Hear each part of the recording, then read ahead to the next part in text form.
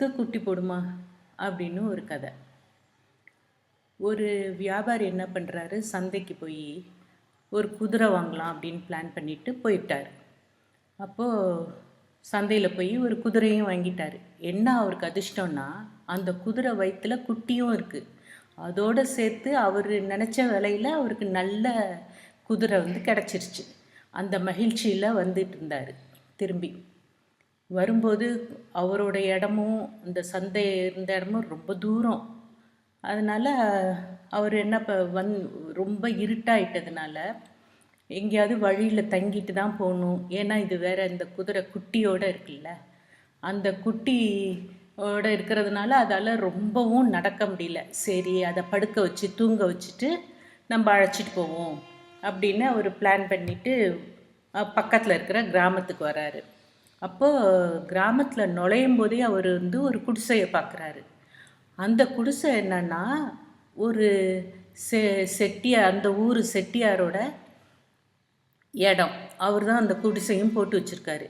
ஏன்னா அங்கே பக்கத்துலேயே செக்கும் இருந்துச்சு. அந்த செக்குக்கு பக்கத்தில் பார்த்தா புண்ணாக்கு, அந்த செக்கு ஆட்டுறதுக்காக எல்லாரும் கொண்டாந்து கொடுத்துருப்பாங்கல்ல நிறைய விதைகள், அதாவது கடலை, எள்ளு, அந்த மாதிரி வேப்பங்கொட்டை, அந்த மாதிரி நிறைய விதைகள்லாம் அங்கே இருந்துச்சு. சரி, ஓஹோ, இது விற்கிற இடம் போல் இருக்குது இந்த கொட்டாயி, நம்ம இங்கே படுத்துக்குவோம், அந்த செக்கு முனையில் குதிரையை கட்டி வச்சுருவோம் அப்படின்னு இவர் பிளான் பண்ணிவிட்டு அந்த செட்டியார்ட்டையும் அனுமதி வாங்கிடுறாரு. வாங்கிட்டு அந்த குதிரையை அதோட முனையில் கட்டி வச்சுட்டு இவர் அந்த கொட்டாயில் நல்லா படுத்துடுறாரு. ரொம்ப ஒரு களைப்பாக இருந்ததுனால நல்லா தூங்கிடுறாரு. தூங்கி எழுந்திரிச்சிட்டு கண்ணை முழிச்சு பார்த்தா நல்லா வெளிச்சமாக இருக்குது, பளபளன்னு நல்லா விடிஞ்சிருச்சு. ஐயோ, ரொம்ப நேரம் தூங்கிட்டோம், நம்ம ஊருக்கு கிளம்புவோம் அப்படின்னு போய் பார்த்தா என்ன ஆச்சரியமாகவும் சந்தோஷமாகவும் அவருக்கு இருந்துச்சுன்னா, குதிரை குட்டி அழகான குட்டி போட்டு அது பக்கத்தில் அது சிக்கு சிக்குன்னு குதிச்சிட்டு இருக்கு. அவருக்கு ரொம்ப மகிழ்ச்சி ஆயிடுச்சு. சரின்ட்டு குட்டியையும் அதையும் ஓட்டிகிட்டு போகலாம் அப்படின்னு அவர் நினைக்கும்போது ஓடி வராரு இந்த செட்டியார். என்னய்யா, ராத்திரிலாம் இங்கே படுத்துக்கிட்டு இருந்த, வெறும் குதிரையை வச்சிட்டு இருந்த, இப்போ என்ன குட்டியையும் சேர்த்து இழுத்துட்டு போகிற, நில்லையா அப்படின்னு அவர் டக்குன்னு அவரை ஓட்டி போக விடாமல் பண்ணிட்டாரு. இவருக்கு ஒன்றுமே புரியல. என் குதிரை வயிற்றுல குட்டியோடு தான் இது வந்துச்சு, இப்போ காலையில் குட்டி போட்டுடுச்சு, அது என் குதிரைக்கு தான் சொந்தம் அப்படிங்கிறாரு. அவர் விடவே இல்லை அந்த செட்டியார். அதெல்லாம் முடியாது, நீ வெறும் குதிரை தான் கொண்டு வந்த, இந்த குதிரை, இந்த குட்டி என் செக்கு போட்டது, நீ இதை இழுத்துட்டு போக முடியாது அப்படின்னு சொல்லிட்டாரு. உடனே அவரும் சேர்ந்து அந்த ஊர் பஞ்சாயத்துக்காரவங்களெல்லாம் கூட்டினாங்க. பஞ்சாயத்துக்காரவங்க மட்டும்தான் இருந்தாங்க, மக்கள்லாம் இல்லை. பஞ்சாயத்துக்காரவங்களை கூப்பிட்டுனா அந்த பஞ்சாயத்துக்காரவங்களாம் சரியான முட்டாளுங்க. அதுங்கெல்லாம் சேர்ந்துட்டு, ஆமாய்யா, என்ன நீ வந்தபோது வெறும் குதிரையோடு தான் வந்த, இப்போ குட்டியும் சேர்த்து இழுத்துட்டு போகிற, அது செக்கு தான் போட்டிருக்கு அப்படின்னு அந்த பஞ்சாயத்துக்காரவங்க 4 பேரும் சொல்லிவிட்டானுங்க. இவருக்கு என்ன இப்போ ஒன்றுமே புரியல, என்ன இப்படி இருக்கானுங்கன்னு. இல்லைங்க, வயிற்றில் வரும்போதே, நான் ஓட்டிகிட்டு வரும்போதே அது செனையாக தான் இருந்துச்சு, அது குட்டி போட்டுடுச்சுன்னு இவன் எவ்வளவோ சொன்னாலும் அதை அவங்களெல்லாம் ஏற்றுக்கிற மாதிரியே இல்லை. அதுக்கு என்ன ஆதாரம் அப்படின்னு கேட்குறானுங்க. இவருக்கு என்ன செய்கிறதுனே தெரியல. ஆதாரம் இல்லாதனால இந்த குட்டி அந்த செக்கோட தான் இங்கே விட்டுட்டு நிப்போ அப்படின்னு சொல்லிட்டாரு. அந்த 4 பேரும் சொல்லிட்டானுங்க. இவரும் சரின்னா அந்த ரொம்ப கவலையாக குதிரையை மட்டும் அழைச்சிட்டு போயிட்டு இருந்தார். போகும்போது வழியில் ஒரு நரி பார்த்துருச்சு. நரி பார்த்துட்டு, ஏன்யா இவ்வளோ கவலையோடு நீ போய்கிட்டு இருக்க அப்படின்னு, நீ கவலை இல்லைப்படுறது இல்லாமல் இந்த குதிரையும் பாரு எவ்வளோ கவலையாக இருக்குது, சோகமாக இருக்குது அப்படின்னு சொன்னோன்னே அவர் நடந்த விஷயத்தை எல்லாத்தையும் அந்த நரிக்கிட்ட சொல்கிறாரு. ஓஹோ, அப்படியா, சரி, நீ போய் மறுபடியும் அந்த கூட்டத்தை கூட்டு, இப்போ மக்களெல்லாம் சேர்த்து கூட்டு, நான் அங்கே வரேன் அப்படின்னு சொல்லுது. அட, மனுஷங்களே செய்ய முடியாததை இந்த நரி செய்யப்போத, என்ன இருந்தாலும் விலங்காக இருந்தாலும் நம்ம அதை மதிப்போம் அப்படின்னு சொல்லிட்டு இவர் திருப்பி அந்த ஊருக்கே போய் இந்த விஷயத்த ஊர் மக்கள்கிட்டலாம் சொல்லி அந்த பஞ்சாயத்துக்காரவங்களையும் வர வச்சு இந்த செட்டியாரையும் வர வச்சு இருந்தார். இருந்துட்டு இந்த மாதிரி எனக்கு வந்து நியாயம் பேசுகிறதுக்கு ஒருத்தர் வராரு, அவர் யாருன்னா நரி அப்படின்னு சொல்கிறார். என்னது, நாங்கள்லாம் மனுஷங்கள்லாம் இருக்கோம், நரியை வந்து நியாயம் பேசுகிறதுக்கு அழைச்சிட்டு வரியா அப்படின்லாம் கேட்டோன்னே, நரியோ ஏதோ யார் வந்து நியாயமாக பேசுகிறாங்கன்னு நீங்கள் பார்த்து சொல்லுங்க அப்படின்னு இவர் இந்த வியாபாரி சொல்லிட்டு நிற்கிறாரு. அப்போ நரி வந்து ரொம்ப நேரம் ஆகுது, நரிக்கு வெயிட் பண்ணி பார்க்குறாங்க, நரியே வரலை. இவங்கெல்லாம் கடுப்பாயிட்டாங்க. என்ன நரி வருதுன்னா ஒன்றும் வர காணும், போயா இதெல்லாம் ஒன்றும் சரி வராது அப்படின்னு சொல்லி எல்லாரும் கயமையான்னு பேசிகிட்டு இருக்கும்போது நரி வேகமாக ஓடி வருது. ஓடி வந்தோடனே ரொம்ப களைப்பாக அப்படி வந்து நின்றுட்டு கொட்டாயாக விட்டுக்கிட்டு இருக்குது. அப்போ இவங்க கேட்குறாங்க, என்ன நியாயம் பேச வரேன்னு சொன்னால் இங்கே வந்து நின்றுட்டு தூங்கி ஒழிச்சிட்ருக்க, என்ன நியாயத்தை சொல்ல போகிற சொல்லு அப்படின்னு அந்த பஞ்சாயத்துக்காரவங்கெல்லாம் கேட்குறாங்க. மக்கள் எல்லாரும் நியாயத்தை சொல்லுன்னு கத்துறாங்க. உடனே அந்த நரி சொன்னிச்சு, ஒன்றும் இல்லை, ஏன் தெரியுமா நான் இவ்வளோ தாமதம், ஏன் இப்படி எனக்கு தூக்கமாக வருது தெரியுமா, நேற்று முழுசும் நம்ம சமுத்திரத்தில் வந்து நெருப்பு பற்றிக்கிச்சு. அதை வந்து எல்லா ஊர் மக்களும் பக்கத்தில் அங்கே எல்லா மக்களையும் அணைச்சி எல்லாரையும் கூட்டிகிட்டு போய் அதை அணைக்க வைக்கிறதுக்குள்ளே பெரிய பாடாயிடுச்சு. அந்த மாதிரி ஆனதுனால தூக்கமே இல்லை, அதான் எனக்கு கொட்டாய் வருது அப்படின்னு சொன்னிச்சு. உடனே எல்லா மக்களும் பயங்கரமாக வைக்கன்னு அவங்களும் சிரிக்கிறாங்க. இந்த நாட்டாமக்காரவங்க உளுந்து சிரிக்கிறானுங்க. என்ன கதை விடுற, எங்கேயாவது சமுத்திரத்தில் வந்து நெருப்பு பிடிக்குமா, என்ன எங்கள்கிட்ட விளையாண்டுட்டு இருக்கியா அப்படின்னு திட்டுறானுங்க. உடனே நரி சொன்னிச்சு, ஏன் உங்கள் ஊர் செக்கு வந்து குதிரை குட்டி போடும்போது சமுத்திரத்தில் நெருப்பு பிடிக்காதா அப்படின்னு ஒரு கேள்வியை ஸ்ட்ராங்காக கேட்டுச்சு பாருங்க. அப்போ மக்கள்லாம் வந்து, ஆமாம், செக்கு எங்கே வந்து குட்டி போடும், குதிரை தான் குட்டி போடும், செக்கு வந்து எங்கேயாவது குட்டி போடுமா, சரியான முட்டாளுங்களாக தான் நம்ம வந்து இந்த பஞ்சாயத்துக்காரவங்களை வச்சுருக்கோம் அப்படின்னு சொல்லி மக்கள்லாம் கூடி பேசி, குதிரை தான் குட்டி போடும், செக்கு குட்டி போடாது, நியாயம் வந்து இந்த வியாபாரி பக்கம்தான் இருக்குன்னு எல்லா மக்களும் கத்திட்டாங்க. அப்போ தான் இவங்களும் புரிஞ்சானுங்க, ஐயய்ய நம்ம வந்து இந்த பெரிய மனுஷருக்கு சாதகமாக அப்படி பேசி அவர்கிட்ட ஏதாவது பண்ணிக்கலாம், நல்ல செட்டியார் தானே, நம்ம கிராமத்துலேயே பெரிய ஆளுன்ட்டு அவர்கிட்ட ஒரு நல்ல பேர் வாங்கிட்டு அவர்கிட்ட அப்பப்போ நம்மளோட இதையும் பார்த்துக்கலான்னு நினச்சா மக்களெல்லாம் இவன் பக்கம் தீர்ப்பு, ஓஹோ நியாயம்தான் நிலச்சி நிற்கும் அப்படின்னு சொல்லிட்டு, சரி நாங்களும் இந்த இதோட திருந்திட்டோம், நியாயம் பக்கம்தான் இருப்போம், இனிமே வந்து யாருக்காகவும் ஒரு பக்கம் சரிஞ்சு எல்லாம் பேச மாட்டோம், எது நியாயமோ அதை தான் சொல்லுவோம் அப்படின்னு இந்த 4 பேரும் முடிவெடுத்துட்டு, உடனே மக்கள்லாம் வந்து பஞ்சாயத்துக்காரவங்கள நீங்கள் திருந்தினாலும் சரி, புது பஞ்சாயத்துக்காரவங்க இளைஞர்களாக யோசித்து பண்ணுற மாதிரி நான் போட போகிறோம் அப்படின்னு மக்கள்லாம் சேர்ந்து பேசி முடிவு பண்ணிட்டாங்க. இந்த வியாபாரிக்கும் குதிரையும் கிடச்சிருச்சு, குதிரை குட்டியும் கிடச்சிருச்சு. அந்த நரியாக இருந்தாலும் விலங்காக இருந்தாலும் மதிக்கணும் அப்படின்னு இந்த கதையிலேருந்து நமக்கு தெரிஞ்சிருச்சு. அண்ணனும் தம்பியும் வந்து அவங்க அப்பாவுக்கு பிறகு கிராமத்தில் வந்து விவசாயம் பண்ணி வாழ்ந்துட்டு வந்தாங்க. 2 பேரும் ரொம்ப ஒற்றுமையாக இருப்பாங்க. அதை பார்த்து இந்த ஊரே இருந்துச்சு, அண்ணன் தம்பின்னா இப்படி இல்லை இருக்கணும் அப்படின்னு பேசிக்குவாங்க. அந்த அளவுக்கு ஒற்றுமையாக இருந்தாங்க. அப்புறம் அவங்களுக்கு கல்யாணம் ஆணிச்சு, குழந்தைங்க பிறந்துச்சு. ஆனால் அந்த மனைவிங்க 2 பேரும், அதாவது அண்ணன் ஒய்ஃபும் தம்பி ஒய்ஃபும் எப்போ பார்த்தாலும் சண்டைன்னு சண்டை போட்டுக்கிட்டே இருப்பாங்க. ஆனால் இதை வந்து 2 பேரும் கண்டுக்க மாட்டாங்க. எந்த நேரமாவது எப்படியாவது கூடிடுவாங்க அப்படின்னு இவங்க நினச்சிக்கிட்டு அதை கண்டுக்கவே இல்லை. ஆனால் எப்போ பார்த்தாலும் சண்டையாக இருந்துச்சு. அப்புறம் ஒரு நேரத்தில் என்ன பண்ணிட்டாங்க, இல்லை இதெல்லாம் வந்து ஒன்றாலாம் இங்கே செஞ்சுட்டு சமைச்சிட்டு ஒருத்தருக்கு கூட ஒருத்தருக்கு குறைய அப்படியெல்லாம் பண்ணிகிட்டு இருக்க முடியாது, அதனால் எல்லாம் தனியாக பிரியணும் அப்படின்னு வேற சொல்லிடுச்சுங்க. சரின்ட்டு அதுங்க பக்கமும் இருக்கணும், அண்ணன் தம்பியும் ஒற்றுமையாக இருக்கணும், என்னடா வழி அப்படின்னு அவங்க யோசிச்சுட்டு, சரி நீங்கள் 2 பேரும் தனித்தனியாக சமைச்சிக்கங்க அப்படின்னு சொல்லி தனித்தனியாக சமைச்சிட்டு குடும்ப செலவுகளையும் தனித்தனியாக பிரிச்சுக்கிட்டு அப்படி இருந்துட்டு இருந்தாங்க. ஆனால் விவசாயமும் நிலமும் மட்டும் அவங்க வந்து பிரிச்சுக்கவே இல்லை. அவங்க எப்போதும் வழக்கம் போல் விவசாயத்துக்கு போவாங்க, நிலங்களை உழுவாங்க, நல்லா பயிர் செய்வாங்க, இந்த மாதிரி பண்ணிகிட்டு இருந்தாங்க. அந்த பிரிஞ்சதுக்கப்புறம் என்ன ஆச்சுன்னாக்கா, அந்த பிரித்த நெல்லெல்லாம் வந்து மூட்டை கட்டும்போது தனித்தனியாக கட்டிட்டாங்க.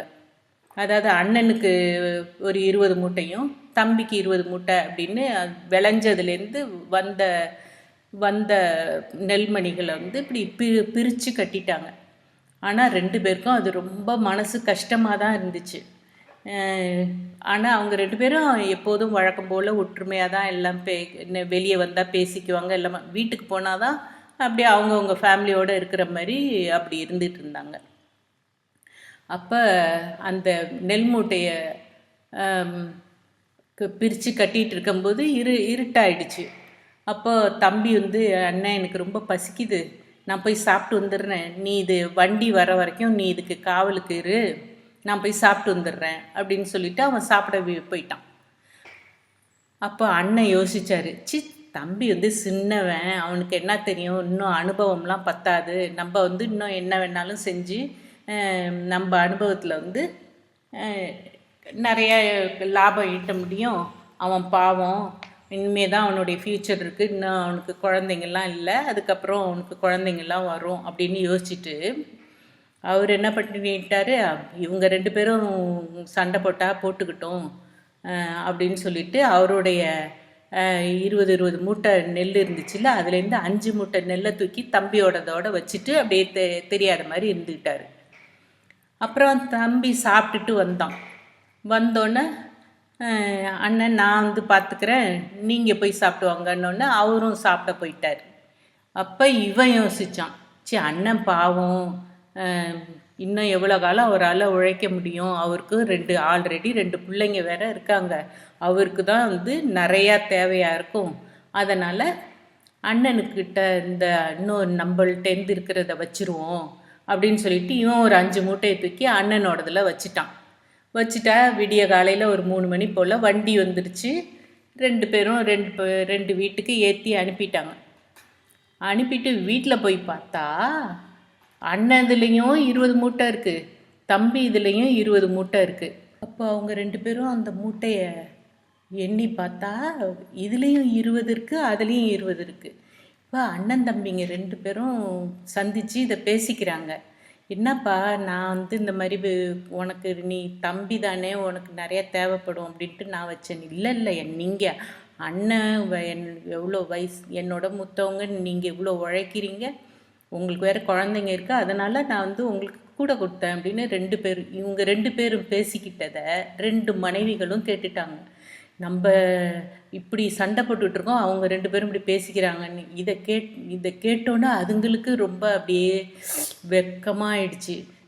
சின்ன சின்ன விஷயத்துக்கெலாம் நம்ம போய் சண்டை போட்டுட்டோம், அண்ணன் தம்பி 2 பேரும் எப்படி இருக்கிறாங்க, எவ்வளோ பரந்த மனப்பான்மையோடு இருக்காங்க அப்படின்னு சொல்லிட்டு 2 பேரும் அதுலேருந்து ஒன்றாயிட்டாங்க. ஒரே சமையலாக இருந்து கூட்டு குடும்பமாக சந்தோஷமாக வாழ்ந்தாங்க.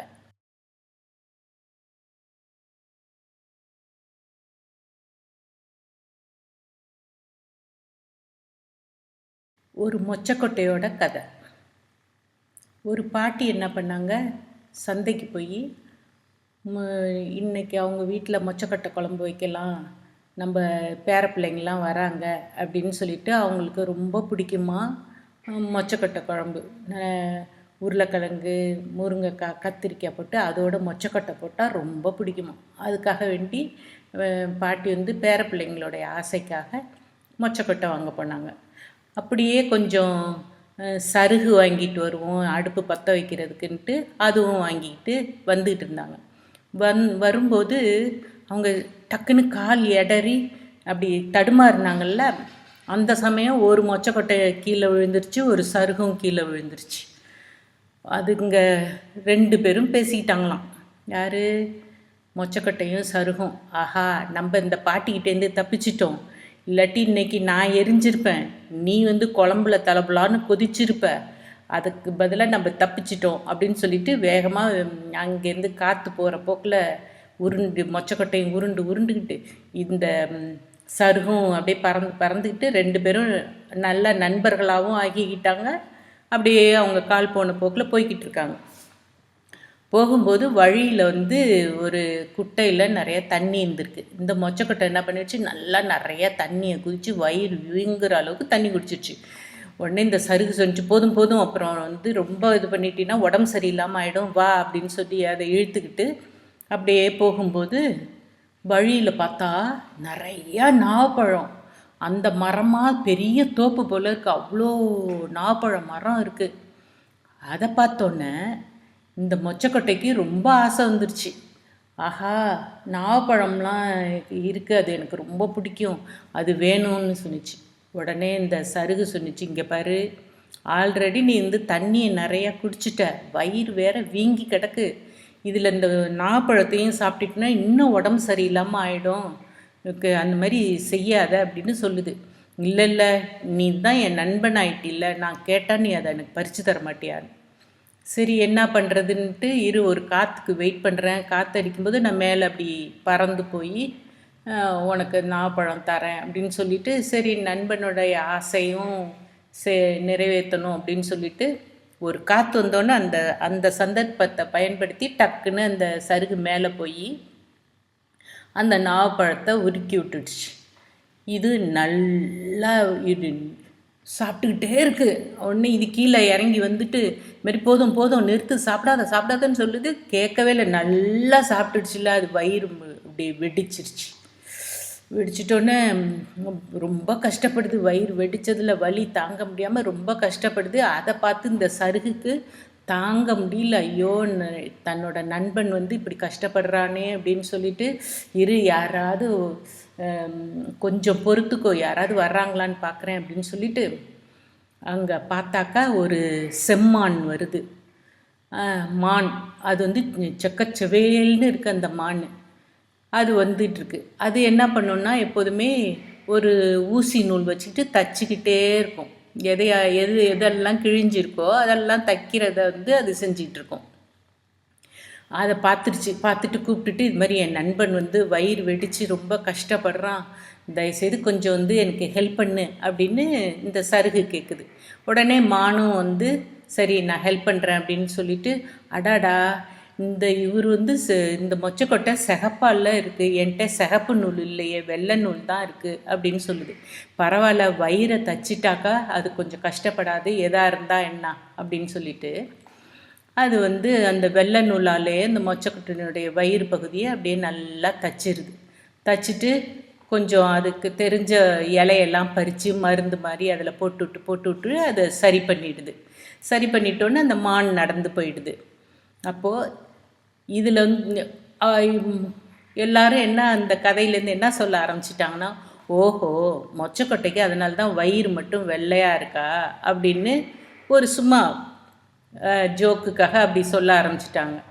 ஆனால் இதில் நம்ம பார்க்க வேண்டியது என்னன்னா, பாருங்கள், இந்த சருகு, அந்த மொச்சக்கொட்டை, இந்த மான் எல்லாம் ஒருத்தருக்கு உதவி செய்யணுன்றதை முதல்ல எடுத்துக்கிட்டு அதை நடைமுறைப்படுத்தி காமிக்கிறது தான் இந்த கதையில் நம்ம படிச்சுக்கிற படிப்பினை.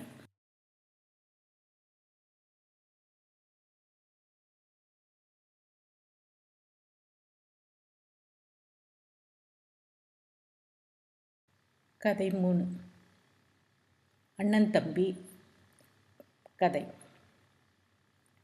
2 அண்ணன் தம்பிங்க ஒற்றுமையாக வாழ்ந்து வந்துட்டு இருந்தாங்க. ஆனால் அவங்க நல்ல வசதியானவங்க தான். வசதியானவங்கன்னா ரொம்ப பெரிய பணக்காரங்களாம் கிடையாது, ஆனால் போதுமான அளவு அவங்களுக்கு வசதி இருந்துச்சு. அப்படி இருந்துட்டு இருந்தபோது தம்பிக்கு கல்யாணம் ஆகுது. அப்போது தம்பியோட மனைவி கொஞ்சம் அவங்க ஊரில் சொல்லி கொடுத்து அனுப்பிச்சிருக்காங்க, ஜாக்கிரதையாக இரு, பெரியவங்களோட பெரிய அண்ணனும் அண்ணியும் அவங்க பெரியவங்கன்றதுல எதையாவது நிறையா இது பண்ணிக்க போகிறாங்க, உனக்கு வந்து கிடைக்காம போயிடும், அதனால் நீ கொஞ்சம் முன்னாடியே ஜாக்கிரதையாக இருந்துக்கோ அப்படின்னு சொல்லி அனுப்பிச்சிட்டாங்க. அவளும் வந்து பார்த்தாக்கா இங்கே அண்ணன் வந்து நிறையா நேரம் நிலத்துக்கு போகிறதில்ல, தம்பி தான் நிறையா நேரம் வேலை பார்க்குறாரு. அதனால் இவளுக்கு கொஞ்சம் கொஞ்சமாக அப்படியே பொங்க ஆரம்பிச்சிருச்சு, கோவம் வேற வந்துருச்சு. சரின்ட்டு என்ன பண்ணிட்டா, தம்பிக்காரர்கிட்ட சொல்லி எப்படியாவது அண்ணனை வந்து கொஞ்சமாக அவங்களுக்கு பொருள் கொடுத்து விரட்டி அடிச்சுட்டு நம்ம நிறையா வச்சுக்கணுன்னு ஒரு பேராசை வந்துடுச்சு. அப்போது கொஞ்சம் கொஞ்சமாக சண்டையை வளர்க்க விட்டு முன்ன மாதிரி இல்லாமல் தம்பிக்காரனும் அண்ணங்கிட்ட ரொம்ப சண்டை போட ஆரம்பிச்சிட்டான். அவருக்கு அது வித்தியாசமாக இருந்துச்சு. சரி, புது பொண்ணு இப்படி ஆயிடுச்சு, சரி பரவாயில்ல அப்படின்னுட்டு அவரு தனிஞ்சு போயிட்டார். அப்போது ரெண்டு பேருடைய அந்த அண்ணனுடைய மனைவியும் அந்த தம்பியோட மனைவியும் கொஞ்சம் கொஞ்சமாக அப்படியே சண்டை போட ஆரம்பிச்சிட்டாங்க. அப்போ பார்த்தாங்க, சரி ஊர் மக்கள்லாம் சேர்ந்து இவங்களோட சண்டையை எவ்வளவோ தடுத்து பார்த்தாங்க, அது நடக்கவே இல்லை. தம்பிக்காரனும் ரொம்ப அண்ணன் கூட சண்டை போட ஆரம்பிச்சிட்டார். நீங்கள் எப்படியாவது உங்கள் சொந்த விஷயம் எப்படியாவது போங்க அப்படின்னு சொல்லி அவங்க விட்டுட்டு போயிட்டாங்க. அப்போது தம்பிக்காரன் என்ன பண்ணுறான், அண்ணனை நீ வந்து அங்கே அந்த சின்ன வீடு இருக்குதுல்ல, அதில் வந்து நீ போய் தங்கிக்க, இந்தா உனக்கு இந்த மாடு அப்படின்னு சொல்லி ஒரு ரொம்ப ரொம்ப வருஷத்து மாடு, ரொம்ப கிழம் மாடு, அந்த மாடை கொடுத்துட்டு இந்தா நீ இதை எடுத்துக்க, நீ வந்து இவ்வளோ நாள் நிறையா சம்பாரித்து எடுத்துட்ட, இனி சம்பாதிக்கிறதெல்லாம் எனக்கு தான், இது வந்து எந்த வீடு வந்து என்னோட வீடு அப்படின்னு சொல்லிட்டு பெரிய வீடை அவர் வச்சுக்கிட்டு நிறையா மாடுகளை நல்ல நல்ல மாடெல்லாம் அவர் வச்சுக்கிட்டு அண்ணனுக்கு ஒரு மாடையும் அந்த சின்ன வீடையும் கொடுத்து அனுப்பிச்சி விட்டுட்டார். அண்ணன் சரி பரவாயில்ல, தம்பி வந்து கொஞ்சம் காலம் ஆனோன்னு அவனே தெரிஞ்சுட்டு சரியாயிடுவான் அப்படின்ட்டு அவர் போயிட்டார். ஆனால் ரொம்ப கஷ்டப்படுறாரு. அந்த மாடு வந்து அதால் ஒன்றும் செய்ய முடியல, அதால் நிறையா பால்லாம் கறக்க முடியல, அதுக்கு சரியாகவும் சாப்பிட முடியல, இப்படியே இருந்தது. கொஞ்சம் நல்லா இறந்து போயிடுச்சு. சரின்ட்டு அதை வீட்டு தோட்டத்திலேயே அதை புதைச்சிட்டு அந்த வீணாக அந்த தோலை வந்து எதுவும் பண்ண வேணாம், நம்ம வந்து அதை வியாபாரம் பண்ணிடுவோம் அப்படின்னு சொல்லிட்டு அவங்க மனைவிட்ட சொல்லிவிட்டு சாப்பாடு கட்டிட்டு வியாபாரம் பண்ணுறதுக்காக போயிட்டுருக்காரு. போகும்போது ஒரு காட்டை தாண்டி தான் போகணும். அவருக்கு வந்து இவ்வளோ நல்ல வயல் ஊர் அப்படின்னே இருந்தது. காடை வழியாக போகவும் ரொம்ப பயம் வந்துருச்சு. நிறையா பூச்சி பொட்டெல்லாம் இருக்கும், நிறையா மிருகங்கள்லாம் இருக்கும். இப்போ இந்த ராத்திரியில் வந்து நம்ம வந்து போக வேண்டாம், எங்கேயாவது ஒளிஞ்சிருந்துருப்போம், அப்புறமா நம்ம வந்து காட்டை தாண்டி வியாபாரத்துக்கு போவோம் அப்படின்னு நினச்சிட்டு அவர் என்ன பண்ணுறாரு, அந்த காட்டிலேயே நல்லா ஒரு மரத்தை பார்க்குறாரு. அதாவது ஒரு இரவு படுத்து தூங்குற மாதிரி அந்த கிளை எது அப்படி இருக்குது அப்படின்னு சொல்லிட்டு அது மேலே போய் அந்த கிளையில நல்லா படுக்கிற மாதிரி படுத்துக்கிட்டு இந்த தோலை வந்து அப்படியே நெஞ்சில் உடம்புல வச்சு போத்திக்கிட்டு அணைச்சிட்டு படுத்துக்கிட்டார். படுத்தா அவர் ரொம்ப தூரம் காடெல்லாம் உள்ளெல்லாம் நடந்து வந்தார்ல, அந்த களைப்பு தாங்காமல் நல்லா தூங்கிட்டார். அப்போது நல்ல சாமமாக இருக்கும்போது 4 திருடருங்க வந்து அந்த மரத்துக்கு அடியில் வந்திருக்காங்க. அவனுங்க வந்துட்டு கையில் பார்த்தா நிறையா வெள்ளி காசு, அதை எடுத்து போட்டு 4 பகுதியாக பிரிச்சுக்கிட்டு இருந்திருக்கானுங்க. அந்த வெள்ளி காசு கொட்டின சத்தம் கூட அவனுக்கு கேட்கல, அப்படி தூங்கிட்டு இருந்திருக்கான். அவங்க இந்த 4 கூறா பிரிச்சுட்டு இருக்கும்போது மேலே படுத்திருந்தான்ல அந்த அண்ணங்காரன், அவன் வந்து அலறி அடிச்சுட்டு பொத்தேல்னு அந்த திருடவனுங்க மேலே வந்து விழுந்துட்டார். விழுந்தோடனே இவனுங்க 4 பேரும் ஐயோ பேய் பூதமோ என்னமோ அப்படின்னு அடித்து பிறண்டுட்டு ஓடியே போயிட்டானுங்க. போயிட்டோடனே இவர் அப்புறம்தான் கண்ணு முழிக்கிறாரு. பயங்கர கனவு கண்டிருக்காரு. அப்படி ஒரு கனவு கண்டு அந்த கனவனுடைய இது பயத்தை தாங்க முடியாமல் கண்ணை முழிச்சு பார்த்தாக்கா மேலேருந்து ஐயோ நம்ம விழுந்திருக்கோம் அப்படின்னு பார்த்தா கீழே பார்த்தா நிறையா வெள்ளிக்காசாக கிடக்கு, ஒரு பெரிய போர்வை கிடக்கு. சரின்ட்டு என்ன பண்ணார், அந்த காசெல்லாம் எடுத்து அந்த போர்வையில் மூட்டையாக கட்டிக்கிட்டு, ஐயோ நம்ம வந்து இந்த பக்கமாக இன்னும் காடெல்லாம் தாண்டி அப்படியெல்லாம் போக வேண்டாம், இங்கே ஏதோ இருக்குது, ஏதோ புதையல் நம்மளுக்கு கிடச்சிருக்கு அப்படின்னு சொல்லிட்டு அதை தூக்கிக்கிட்டு இந்த பக்கமாக வீடு பக்கம் நோக்கி ஓடி போய் அவன் பொண்டாட்டிகிட்ட அதை காட்டுறாரு. காமிச்சோன்னே என்னங்க இவ்வளோ வெள்ளி நாணயமாக இருக்குது அப்படின்னோடனே நடந்ததெல்லாம் பொண்டாட்டிகிட்ட சொல்லிட்டாரு. சொல்லிவிட்டு சரி எண்ணோன்னா எண்ண முடியல, ஏன்னா அவ்வளோ காசு. சரின்ட்டு என்ன பண்ணாங்க, நான் போய் பக்கத்தில் தம்பி வீட்டில் போய் படி வாங்கிக்கிட்டு வரேன், அதில் நம்ம ஈஸியாக அளந்துக்கலாம், அப்புறம் அதை எடுத்துக்கொண்டு போய் நம்ம வியாபாரம் பண்ணலாம் அப்படின்னு சொல்லி அவங்க பேசிக்கிட்டு இவ போய் பக்கத்தில் இருக்கிற தம்பி வீட்டில் போய் இந்த மாதிரி எனக்கு படி வேணும் அளக்கிறதுக்கு அப்படின்னு கேட்குறாங்க. என்னடாது கிழமாடை கொடுத்தோம், இந்த சின்ன ஓட்டு வீட்டுக்குள்ள இவங்க என்னத்தை பெருசாக சம்பாரிச்சிருக்க முடியும் அப்படின்னு யோசிச்சுக்கிட்டு, அதுவும் கொஞ்ச நாளில் 1 வருஷம் கூட ஆகல, அதுக்குள்ளே இவ்வளோ சம்பாதிக்க முடியுமா அப்படின்னு 2 பேரும் பேசிக்கிட்டு, சரி இரு நான் உனக்கு படி தரேன் அப்படின்னு சொல்லிட்டு இவங்க என்ன பண்ணுறாங்க, அந்த தம்பி பொண்டாட்டி என்ன பண்ணுறாங்க, அடியில் இப்போ அந்த படியோட அடியில் புளியை தடவி கொடுத்து விட்றாங்க. இவங்க வந்து அந்த படியை வாங்கிட்டு வந்துட்டு அண்ணனும் அவங்க பெரிய ஒய்ஃபும் அதை சேர்ந்து அளக்குறாங்க. அளந்து எல்லாம் எடுத்து வச்சுட்டு சரின்னு இந்த படியை கொண்டு போய் தம்பி பொண்டாட்டிகிட்ட கொடுக்க போகும்போது அந்த கொடுத்துட்டு வந்துடுறாங்க. வந்தால் அந்த படி முன்னையும் பின்னையும் பார்த்தா பின்னாடி அடியில் வந்து வெள்ளிக்காசு ஒட்டி இருக்கு, ஒரு 4 காசு ஒட்டி இருக்கு. அவங்க அதை கவனிக்கலை, ஏன்னா அடியில் புளி தடவி இருப்பாங்க அப்படின்ற அந்த சூதெல்லாம் அவங்களுக்கு இல்லை, அவங்க பாட்டுக்கு கொண்டு வந்து கொடுத்துட்டாங்க. அப்போ உடனே தம்பிக்காரன் என்ன பண்ணுறான், இது என்ன விஷயம் அப்படின்னு நான் போய் தெரிஞ்சிட்டு வந்துடுறேன் அப்படின்னு சொல்லிட்டு வந்து அண்ணங்காரன்ட்ட கேட்குறான். கேட்டோன்னே எப்படி இதை சொல்கிறதுன்ட்டு சொல்லாமல், இது ஒன்றும் இல்லை, இது எங்களுக்கு கிடைச்சது அப்படின்னு அவர் சொல்கிறார். ஒழுங்காக சொல்கிறியா இல்லையா, நான் போய் அரசர்கிட்ட போய் இதை முறையிட்டுருவேன் அப்படின்னு சொன்னோன்னே பயந்துக்கிட்டு நடந்த எல்லா விஷயத்தையும் தம்பிக்காரன்ட்ட சொல்லிட்டார்.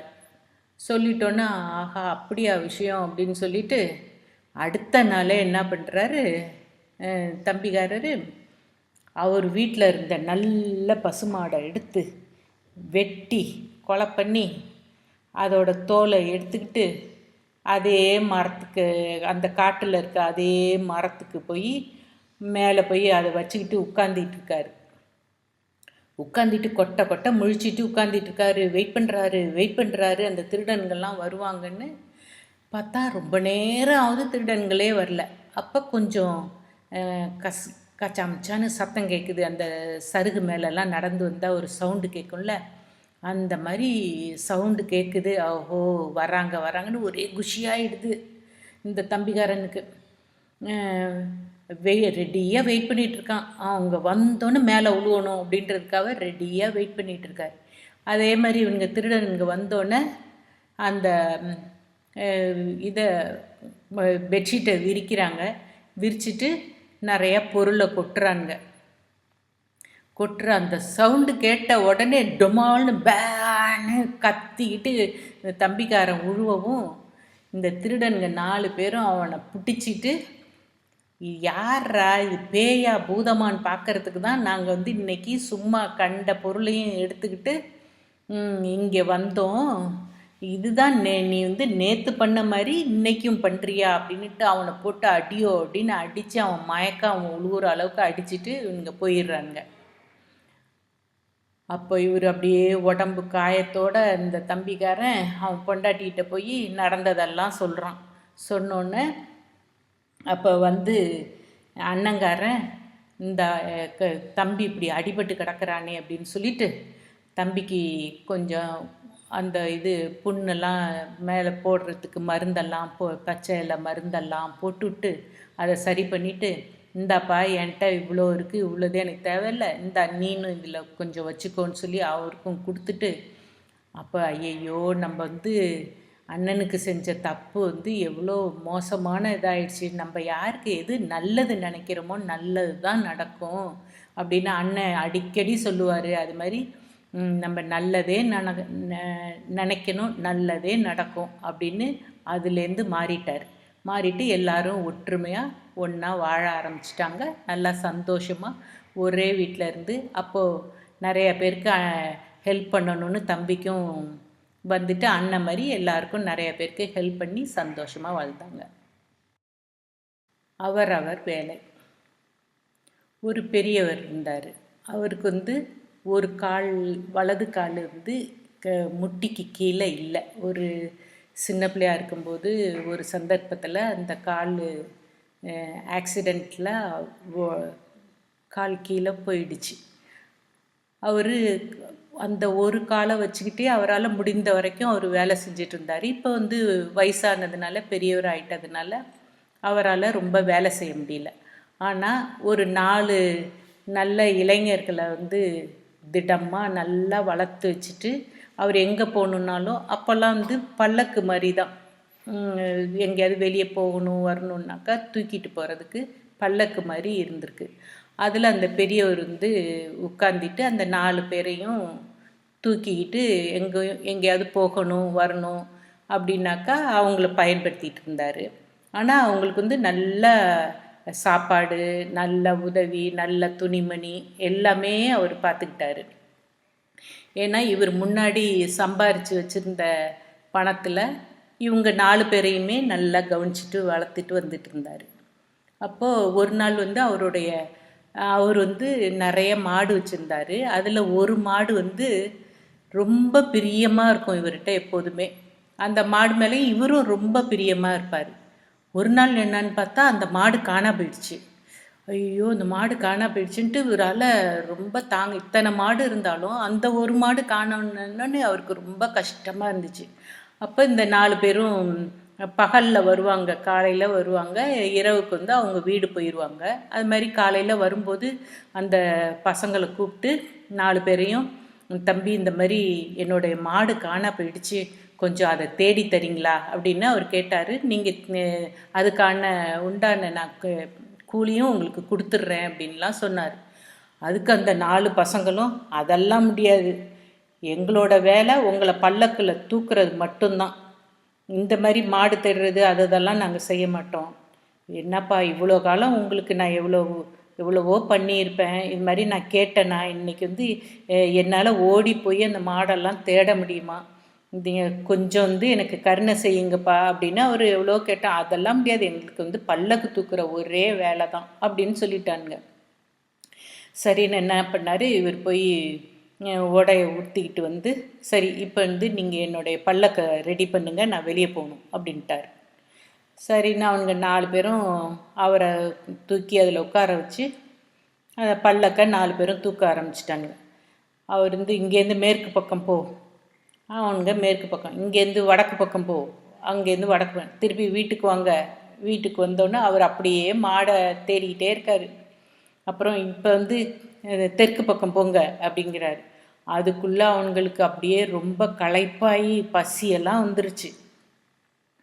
அப்போ ஐயோ, எங்களால் இதுக்கு மேலே ஒரு கால் எங்களால் நடக்கவே முடியாது, தூக்கவும் முடியாது, எங்களுக்கு திராணி இல்லை, ரொம்ப களைப்பாயிடுச்சு அப்படின்னு அவங்க சொல்லிட்டு, எங்களால் முடியாது, உங்கள் வேலை வந்து பல்லக்கு தூக்குற வேலை தானே, இப்போ நீங்கள் தானே அதானே சொன்னீங்க, நீங்கள் அதை தான் செய்யணும் அப்படின்னோடனே அப்போ சொன்னார், பார்த்தீங்களா, நீங்கள் வந்து பல்லக்கு தூக்குற ஒரு வேலை தான் செய்வேன்னு சொன்னீங்க, ஆனால் நான் வந்து கொஞ்சம் உங்கள்கிட்ட கருணையாக கேட்டேன், இந்த செத்த மாடை வந்து தேடி கண்டுபிடிக்க முடியுமான்னு, ஆனால் நீங்கள் அதை செய்ய மாட்டேன்ட்டீங்க, இப்படி தூக்கிக்கிட்டு வடக்கும் தெற்கும் மேற்குமா இப்படி அலைஞ்சி உங்களுக்கு எவ்வளோ களைப்பாக இருக்குது அப்படின்னு எனக்கு அதை பார்த்தாலும் கஷ்டமாக தான் இருக்குது, ஆனால் நீங்கள் வந்து புரிஞ்சுக்கலை அப்படின்னு சொன்னோன்னே, ஐயையோ, நாங்கள் உங்களை வீட்டில் விட்டுட்டு நாங்கள் மாடை போய் தேடுறோம் அப்படின்னு சொல்லிட்டு வீட்டில் கொண்டாந்து அவரை பல்லக்குலேருந்து இறக்கி விட்டாங்க. உடனே அவர் வந்து இந்த சாப்பிட்டு போங்க, நல்லா களைப்பு தீர, அப்புறம் போய் தேடுங்க அப்படின்னு சொல்லிட்டு சரின்னு சாப்பாடெலாம் அவங்களுக்கு கொடுத்து விட்டுட்டு அப்புறம் போய் இவனுங்க போய் எங்கெங்கேயோ தேடி மாடை கண்டுபிடிச்சி அழைச்சிட்டு வந்து வீட்டில் கட்டி போட்டுட்டாங்க. அப்போ தான் அவர் சொன்னார், அவங்கவுங்க வேலையை அவங்கவுங்க செய்யணும் தான், ஆனால் அது ஒருத்தர் ஹெல்ப்புன்னு கேட்கும்போது அது எதுக்கு கேட்குறாங்க, அவங்களால முடியுதா முடியலையா அப்படின்னு கொஞ்சம் யோசித்து பார்த்துட்டு அவங்களுக்கு நம்மளால் முடிஞ்ச அளவு ஹெல்ப் பண்ணுறது ரொம்ப நல்லது அப்படின்றத நீங்கள் புரிஞ்சுக்கணும். அதனால தான் உங்களை வந்து மேற்கு தெற்கு அப்படின்னு உங்களை இழுக்க அடிச்சுட்டேன். அதுக்கு நானும் மன்னிப்பு கேட்குறேன். பெரியவனாக இருந்தாலும் செஞ்ச தப்புக்கு மன்னிப்பு கேட்குறதும் நல்லது. நீங்கள் வந்து ஒருத்தருக்கு ஹெல்ப் பண்ணணுன்னா கூடிய மட்டும் நம்மளால் முடியுதான்னு பார்த்து மற்றவங்களுக்கு உதவி செய்கிறதும் நல்லது அப்படின்னு சொல்லி இந்த கதை முடியுது. குயவன் வளர்த்த கடா. ஒரு குயவனும் அவருடைய மனைவியும் ஒரு நாய், ஒரு பூனை, ஒரு ஆட்டுக்கிடா வளர்த்துட்டு வந்தாங்க. இந்த குயவனார் வந்து பானை செஞ்சு விற்கிறது தான் அவருடைய தொழில். ஆனால் கொஞ்சம் அப்படியே வயசாகிட்டதுனால அவங்களால வந்து வேலை செய்ய முடியல. அந்த மனைவியாலையும் ரொம்ப வேலை செய்ய முடியல. இதை வந்து இவங்க 3 பேரும் பார்த்துக்கிட்டே இருக்காங்க. நாயும் பூனையும் ஆட்டுக்கிடாவும். அவங்க வந்து நல்லா இருந்தபோது நம்மளுக்கு நல்லா எல்லாம் சமைச்சு எல்லாம் கொடுத்தாங்க. இப்போ அவங்களால செய்ய முடியாதனால நமக்கு வந்து சரியான சாப்பாடு இதெல்லாம் கிடைக்கல அப்படின்றத அவங்களால உணர முடியுது. ஆனால் என்ன செய்கிறதுன்றதே புரியலை. ஒரு நாள் அந்த குயவனாருடைய மனைவி வந்து இவங்க 3 பேர்கிட்டையும், எங்கள் 2 பேராலையும் வேலை செய்ய முடியல, ரொம்ப கஷ்டமாக இருக்குது, எங்களுக்கும் வயசாகிடுச்சு, அதனால் நீங்கள் 3 பேரும் போய் ஏதாவது சம்பாரிச்சிட்டு வரீங்களா அப்படின்னு அவங்க கேட்குறாங்க. சரின்ட்டு நாங்கள் 3 பேரும் போகிறோம் அப்படின்னு சொல்லிட்டு கிளம்பிடுறாங்க. கிளம்பிட்டு நாய் ஒரு பக்கம், பூனை ஒரு பக்கம், ஆட்டுக்கெடா ஒரு பக்கம் அப்படின்னு ஒவ்வொருத்தர் 3 பேரும் 3 பக்கம் கிளம்பி போகிறாங்க. கிளம்பி போயிட்டு ரொம்ப நாள் கழித்து நாய் வருது. அது என்னன்னா அதுக்கு தெரிஞ்சது என்ன, எலும்பு துண்டு, எலும்பு இந்த மாதிரி தானே. அது ஒரு பெரிய எலும்பு துண்டை தூக்கிட்டு வருது. தூக்கிட்டு வந்தோடனே பாட்டிக்கிட்ட அந்த குயவனாருடைய மனைவி கிட்ட அதை கொடுக்குது.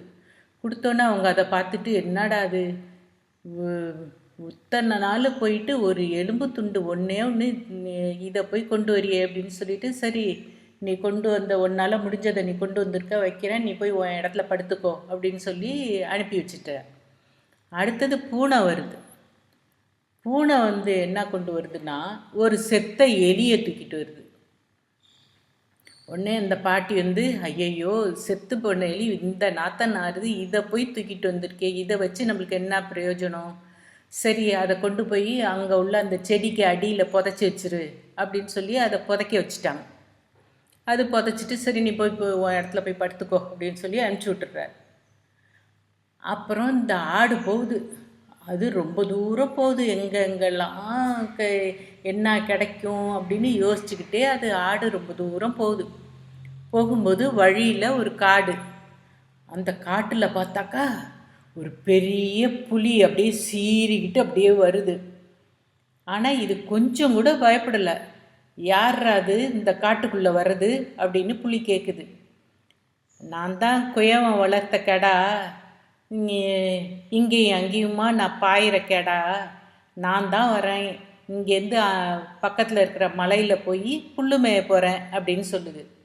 அப்படியா, அப்படி நீ போனீன்னா வரும்போது இந்த காட்டு வழியாக தான் வரணும், வரும்போது எனக்கு என்ன கொண்டு வருவ அப்படின்னு அந்த புலி கேட்குது.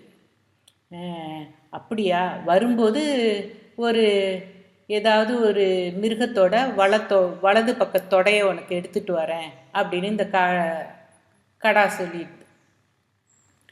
உடனே ஓஹோ போ, வரும்போது உன்னுடைய நீ கொண்டு வரப்போகிற வலது கால் சப்பைக்காக நான் காத்திருப்பேன் அப்படின்னு சொல்லி அனுப்பி விட்டுடுது. மறுபடியும் அந்த ஆடு அடுத்தது என்ன கிடைக்கும், எங்கே என்ன கிடைக்கும்னு யோசிச்சுக்கிட்டே போய்கிட்டே இருக்கும்போது வழியில் நரி ஒன்று வந்துடுது. அது வந்துட்டு, யார்ரா இங்கே இந்த காட்டுக்குள்ளே வர்றது, புது ஆளாக இருக்குது அப்படின்னு கத்துது. உடனே நான் தான் குயவன் வளர்த்த கடா, இங்கேயும் அங்கேயுமா நல்லா பாயுவேன், மலையில் போய் ஒரு புல்லு மேயலான்னு போகிறேன் அப்படின்னு சொல்லுது. சரி சரி இந்த மலைக்கு நீ போ, ஆனால் வரும்போது எனக்கு என்ன கொண்டு வருவேன், இந்த பக்கம் தானே வரணும் அப்படின்னு. ஏதாவது ஒரு மிருகத்தினுடைய இடது கால் சப்பையை கொண்டு வரேன் அப்படின்னு சொல்லிட்டு அது போயிடுது. போனோன்னே அங்கே போய் இது அந்த காட்டை தாண்டி போயிட்டு இருந்தாக்கா அங்கே ஒரு கிராமம் தெரியுது.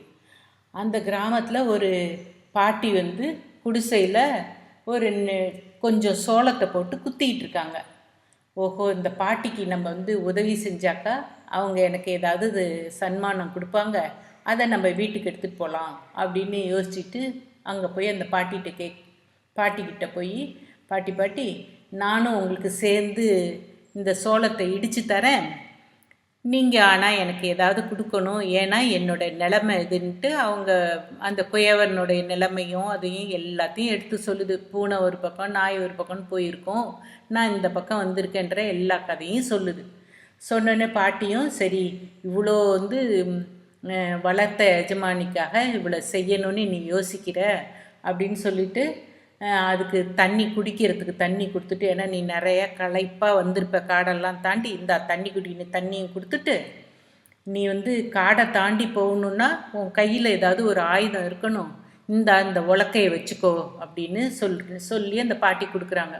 அப்போ நீங்கள் என்ன பாட்டி பண்ணுவீங்க, என்கிட்ட இந்த உலக்கையை கொடுத்துட்டா நீங்கள் என்ன பண்ணுவீங்க அப்படின்னு ஆடு கேட்குது. என்கிட்ட இன்னொன்று இருக்குது, இதை நீ வச்சுக்கோ அப்படின்னு சொல்லிட்டு உலக்கையை கொடுத்துருது. பரவாயில்ல, இந்த உலக்கை கையில் வச்சுக்கோன்ட்டு அதை எடுத்துக்கிட்டு போகுது. கொஞ்சம் தூரம் போனாக்கா இன்னொரு இடத்துல ஒரு வயசானவங்க அவங்க வந்து கம்பு வந்து அப்படியே நீவி விட்டுட்டு அதை கம்புடைய தோலை எடுத்துக்கிட்டு அதை பண்ணிகிட்டு இருக்காங்க. உடனே பாட்டி அவங்கள்ட்ட போய் பாட்டி நான் உங்களுக்கு உங்களோட சேர்ந்து இதுக்கு நான் உதவி செய்கிறேன், நீங்கள் எனக்கு என்ன செய்வீங்கன்ட்டு அதோட கதையெல்லாம் சொல்லிட்டோன்னே, சரி நீ வந்து இவ்வளோ தூரம் எனக்கு இருந்து ஹெல்ப் பண்ணதுக்கு உன் உதவிக்கு நான் வந்து கொஞ்சம் கம்பு தரேன் அப்படின்னு சொல்லி அந்த பாட்டி வந்து கொஞ்சம் கம்பை எடுத்து ஒரு பெரிய கை சுருக்கு பையில் போட்டு, பெரிய சுருக்கு பையில் போட்டு கட்டி அது கழுத்தில் மாட்டி விட்டுடுறாங்க. சரின்னு அதை எடுத்துக்கிட்டு வந்துட்டுருக்கு. வரும்போது இன்னொரு இடத்துல பாட்டி என்ன பண்ணுறாங்க, நிறைய நாணயம் வந்து அப்படியே அழுக்காகி போய் கிடக்க. அவங்க அந்த பாட்டியோடைய முன்னோர்கள் அவங்களுடைய கணவர் வந்து சேர்த்து வச்சு அந்த இது அவங்களுக்கு வந்து அது பிரயோஜனமாகவே இல்லை. ஏன்னா அவங்களும் வயசாகிட்டாங்க, கொஞ்சம்தான் அவங்களுக்கு செலவாகுது. தோட்டத்தில் உள்ள காய்கறி அதை இதை வச்சு அவங்க பார்த்துக்கிட்டு இருக்கிறதுனால அது செலவே ஆகலை. அதை வந்து அவங்க கழுவி காயப்பட்டுக்கிட்டு இருக்காங்க.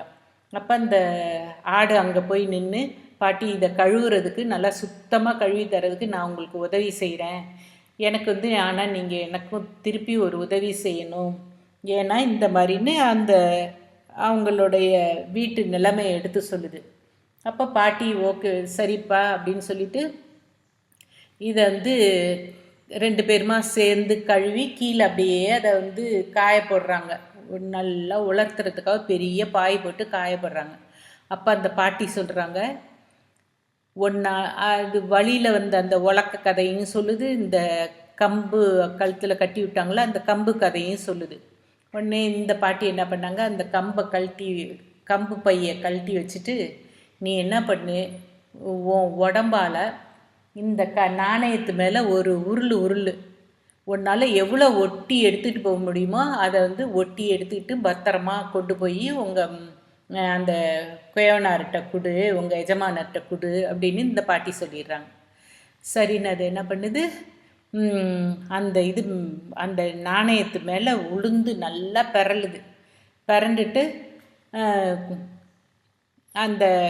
இந்த பாட்டி வந்து அந்த கம்பு மூட்டை எடுத்து அது கழுத்தில் மாட்டி விட்டுடுறாங்க. நான் உலக்கை எடுத்துகிட்டு கவனமாக போயிட்டு வா அப்படின்னு அனுப்பி வைக்கிறாங்க. இது காட்டு வழியாக வரும்போது நரி பார்த்துட்டோன்னு, எங்கடா என்னோட இடது கால் சப்பை அப்படின்னு கேட்குது. உடனே இது என்ன பண்ணிச்சு, அந்த உலக்கையை காமிச்சு, இதால் நீ அடிச்சேன்னா என்ன ஆவன்னு தெரியாது, மண்டையெல்லாம் தெரிஞ்சிரும் அப்படின்னு சொன்னோன்னே உளுந்தடிச்சிட்டு அந்த நரி ஓடியே போயிடுது.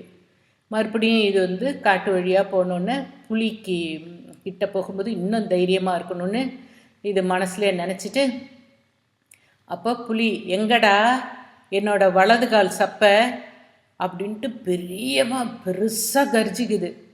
உடனே வலது கால் சப்பையா இந்தா எடுத்துக்கோ அப்படின்னுட்டு பெரிய உலக்கைய முன்னாடி நீட்டி வேகமாக ஒரு சொல்லட்டுன்னுச்சுல, அது பயந்து அடித்து வேகமாக ஓடி போயிடுச்சு. ஓடி போயிட்டோடனே இது நேராக வீட்டுக்கு வந்து அங்கே குயவனார் தன்னோட எஜமானர் வீட்டுக்கு வந்து இதை காட்டி சொல்லுது.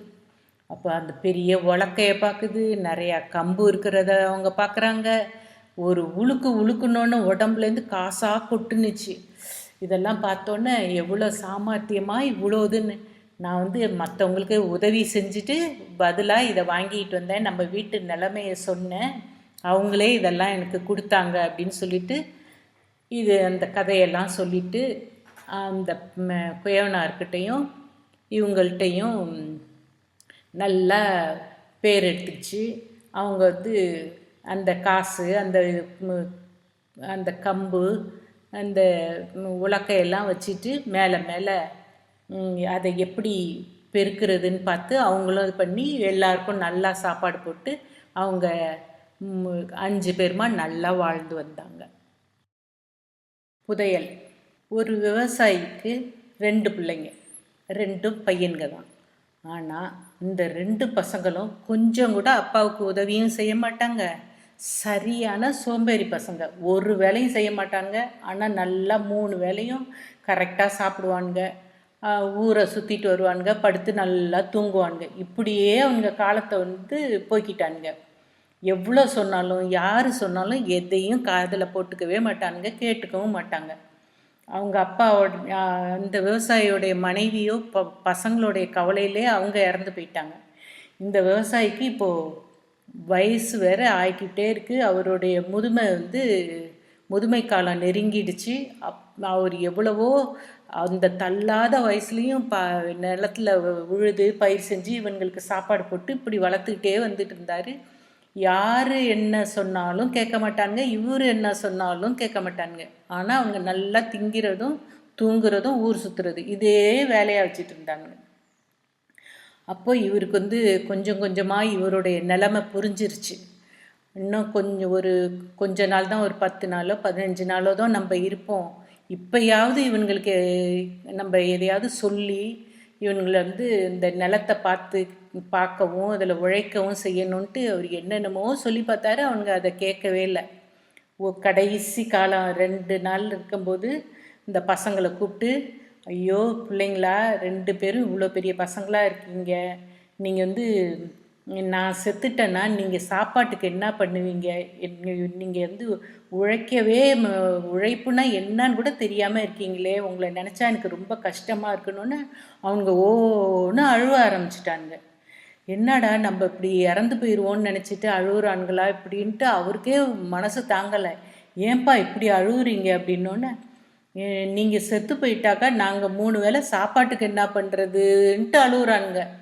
இவர் அதை பற்றி நீங்கள் கவலைப்படாதீங்க, நான் என்ன பண்ணியிருக்கேன்னா நம்ம விவசாய நிலத்தில் புஞ்சை நிலம் இருக்குல்ல, அதனுடைய அடியில் வந்து 2 அடிக்கு அடியில் நான் உங்கள் வாழ்நாள் முழுசும் உங்களுடைய தலைமுறைக்கு தேவையான சொத்துக்கள் அதில் வந்து மறைச்சி வச்சுருக்கேன், நீங்கள் அதை தோண்டி எடுத்துக்கங்கன்னு சொல்லிட்டு செத்து போயிட்டார்.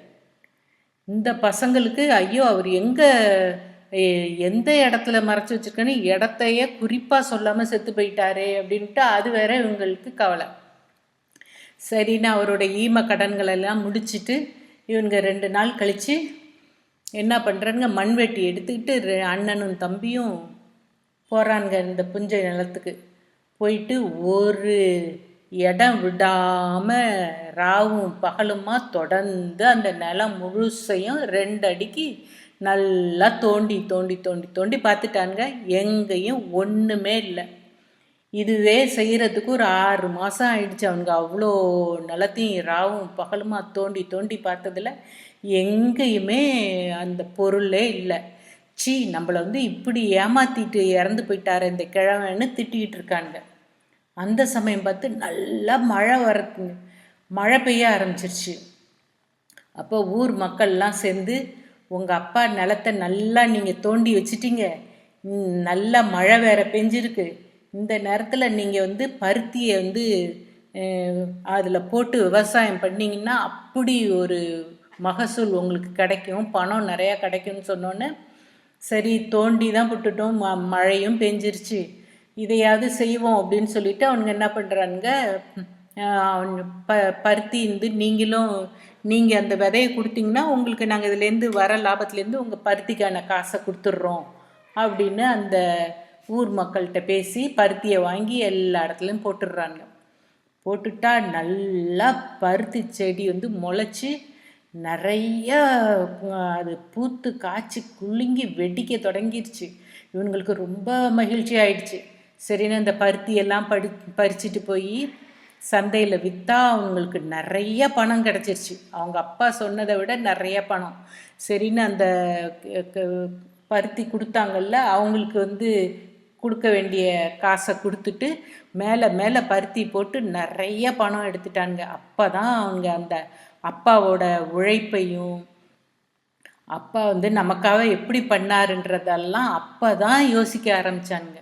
அதுலேருந்து எப்படி சோம்பேறியாக கடந்தாங்களோ நல்ல சுறுசுறுப்பாக நிறைய நிலம் வாங்கி போட்டு நிறைய விவசாயம் பண்ணி நிறையா பேருக்கு வேலை கொடுத்து அதில் நிறைய பணம் சம்பாதிச்சு கொடுக்கறதுலையும் சந்தோஷப்பட ஆரம்பிச்சிட்டாங்க. அதுதான் உழைப்புக்கு உரிய மரியாதை இந்த கதையிலேருந்து நம்ம தெரிஞ்சுக்கிட்டோம். பக்தி போகிற பாதை.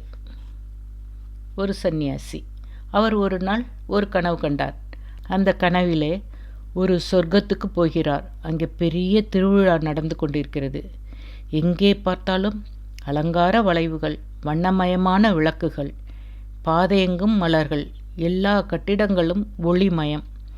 அந்த அளவுக்கு பிரம்மாண்டமாக கோலாகலமாக அந்த திருவிழா நடந்து கொண்டிருக்கிறது. அது என்ன திருவிழா என்பது அந்த சந்நியாசிக்கு புரியவே இல்லை. அங்கே எதிரில் வந்து கொண்டிருந்த ஒருத்தரை நிறுத்தி, இங்கே என்ன விசேஷங்க என்று விசாரித்தார். உனக்கு தெரியாத விஷயம், இன்றைக்கு கடவுளுக்கு பிறந்த நாள். அதைத்தான் எல்லோரும் சேர்ந்து கொண்டாடுகிறோம். இதற்கு பிரம்மாண்டமான ஊர்வலம் ஒன்று வரப்போகிறது. இறைவனே அந்த ஊர்வலத்தில் கலந்து கொள்கிறார் என்றார் அவர். உடனே சந்நியாசி ஒரு மரத்து நிழலில் ஒதுங்கி நின்று கொண்டார். ஊர்வலம் வந்து கொண்டிருக்கிறது. முதலில் ஒரு குதிரை வந்தது. அதன் முதுகில் ஒருவர் உட்கார்ந்திருக்கிறார். அவருக்கு பின்னால் நிறைய பேர் கூட்டமாக வந்து கொண்டிருக்கிறார்கள். இவ்வளவு கூட்டம் இவர் பின்னாடி வருகிறதே, யார் இவர் என்று கேட்டார்.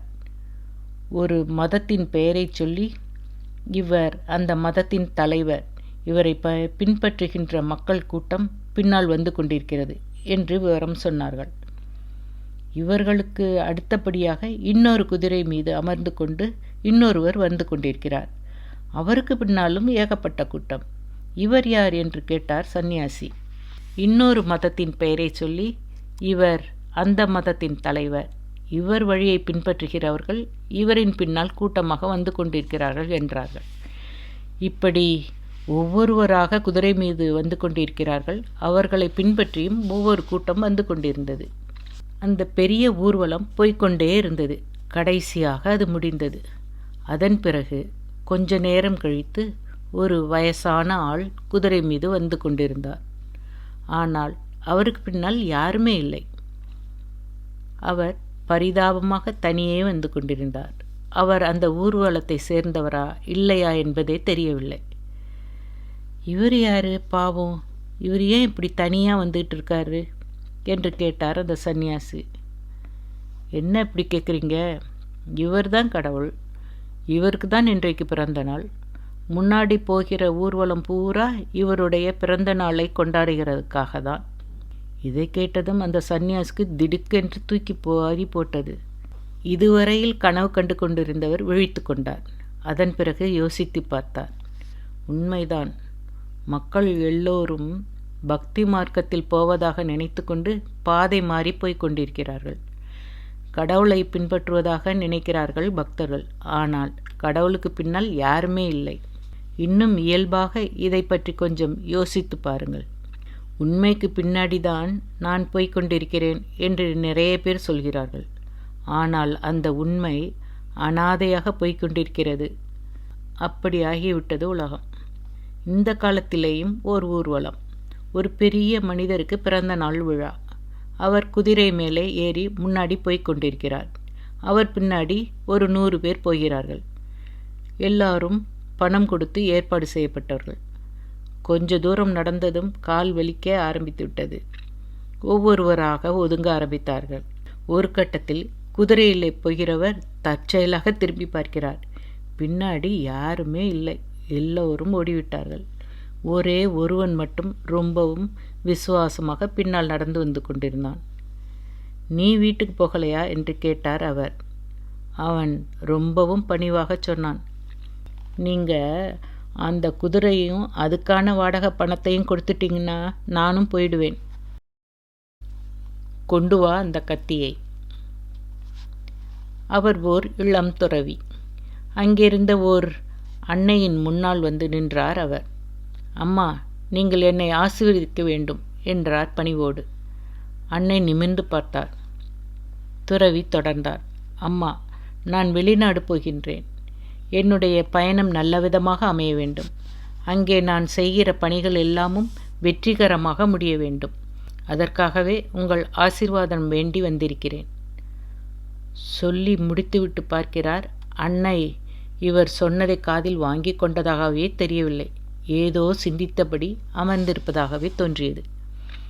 சற்று நேரத்தில் அவர் பார்வை இவர் பக்கம் மீண்டும் மெல்லத் திரும்பியது. இதுதான் சமயம் என்று நினைத்தார் அவர். மறுபடியும் தன்னுடைய வேண்டுகோளை சொன்னார். இப்போதும் அன்னையின் முகத்தில் ஒரு சலனமும் இல்லை. ஏதோ யோசித்தார். பின்பு சொன்னார், மகனே, நீ எனக்கு ஒரு உதவி செய்ய வேண்டும். அம்மா, என்ன செய்ய வேண்டும்? சொல்லுங்கள், செய்கின்றேன். வேறு ஒன்றுமில்லை. இதோ பக்கத்தில் இருக்கிற இந்த அறைக்குள் போ. அங்கே கதவுக்கு பின்னால் ஒரு கத்தி இருக்கிறது. அதை எடுத்து கொண்டு வந்து என்னிடம் கொடு. அவ்வளவுதான். இளம் துறவி உடனே அந்த அறையை நோக்கி சென்றார். போகும்போதே அவர் மனசுக்குள் ஏதோ ஒரு குழப்பம். என்ன இது? நாம கேட்கிறது ஆசீர்வாதம், இவங்க கேட்கறது கத்தி. ஒன்றுக்கொன்று சம்பந்தமில்லாமல் இருக்கே. என்றாலும் அதை பற்றி அவர் மேற்கொண்டு எதுவும் யோசிக்கவில்லை. நேராக அறைக்குள் போனார். கதவுக்கு பின்னால் பார்த்தார். கத்தி இருந்தது. அதை கொண்டு வந்தார். இந்தாங்கம்மா கத்தி. அன்னை கவனமாக தன் கையால் அதை வாங்கி கொண்டார். அதன் பிறகு சொன்னார், மகனே, உன் பயணம் நல்லபடியாக முடியும். போய் வா. கையை உயர்த்தி இளம் துறவியின் தலையிலே கையை வைத்து ஆசி வழங்கினார். அதன் பிறகு இவர் தம் குழப்பத்தை அன்னையிடம் தெரிவித்தார். அம்மா, இந்த கத்திக்கும் உன் ஆசீர்வாதத்துக்கும் என்ன சம்பந்தம்னு விளங்கவே இல்லையே. மகனே, நீ கத்தியை எடுத்துக்கொண்டு வந்து என்னிடம் கொடுத்தாய். அப்படி கொடுக்கும்போது கத்தி இருக்கிற கூரான பக்கத்தை உன் பக்கம் இருக்கிற மாதிரி பிடித்து கொண்டு கைப்பிடி இருக்கிற ஆபத்தில்லாத பகுதியை என் பக்கம் நீட்டி அதை என்னிடம் ஒப்படைத்தாய். இதிலிருந்து நான் என்ன தெரிந்து கொண்டேன் என்றால், எந்த ஒரு செயலையும் செய்கிற போதும் அதனால் ஏற்படுகின்ற தீமைகளை நீ ஏற்றுக்கொண்டு மற்றவர்களுக்கு நன்மையை செய்வாய் என்பதை புரிந்து கொண்டேன். இந்த உயர்ந்த குணம் எல்லோருக்கும் வராதே. அம்மா, இதையெல்லாம் யோசித்து நான் அப்படி செய்யவில்லை. நீங்கள் கத்தியை என்னிடமிருந்து வாங்கும்போது கூரிய முனை உங்களை குத்திவிடப் போகிறதே என்பதற்காக கைப்பிடியை உங்கள் பக்கம் நீட்டினேன். அவ்வளவுதான். உன்னை அறியாமலேயே மற்றவர்களுக்கு நன்மை செய்கின்ற இயல்பான குணம் உன்னிடம் இருக்கிறது. அந்த இயல்பு இன்னும் உயர்ந்தது. அந்த குணம் எப்பவும் உன்னை அடுத்தவர்களுக்கு தீங்கு செய்ய விடாது என்று சொல்லிவிட்டு ஆசி கூறினார் அன்னை. இளைஞர்களே, இதை கொஞ்சம் சிந்தித்து பாருங்கள். இன்னொருவருக்கு அசௌகரியம் ஏற்படாத வகையில் நாம் இந்த உலகில் வாழ வேண்டும். நம்முடைய ஒவ்வொரு செயலும் அதை பிரதிபலிக்கின்ற வகையில் அமைய வேண்டும். நம்ம ஆளுங்க சில பேர் எப்படி தெரியுமா? கத்தியை எடுத்து வர சொல்லி பாருங்கள், முகத்துக்கு நேராக குத்துவது போல் அதை கொண்டு வந்து நீட்டுவார்கள். புத்தியை பயன்படுத்த தெரியாதவர்களுக்கு கத்தியையும் பயன்படுத்த தெரியாது. அதனால்தான் அது வன்முறைக்கு பயன்பட ஆரம்பித்து விடுகிறது. சமூக விரோதிகள் 2 பேர் ஓர் காரில் போய்க் கொண்டிருந்தார்கள். ஒருத்தன் காரை ஓட்டுகின்றான், இன்னொருவன் வெடிகுண்டை பத்திரமாக மடியில் வைத்து கொண்டிருக்கின்றான். சாலை குண்டும் குழியுமாய் இருக்கிறது. வெடிகுண்டு வைத்திருக்கிறவன் சொன்னான், டேய், காரை மெதுவாக ஓட்டுடா, கார் ஆடுற ஆட்டத்தில் குண்டு வெடிச்சிட போகுது. இதற்கு ஓட்டுறவன் சொன்னான், நீ அதுக்காக கவலைப்படாத, அப்படி ஏதாவது ஆயிட்டா உபயோகப்படுமேன்னு இன்னொரு குண்டையும் எடுத்து வச்சிருக்கேன். அடப்பாவி, எங்கேடா அது? அது காரோட டிக்கியில் இருக்குது.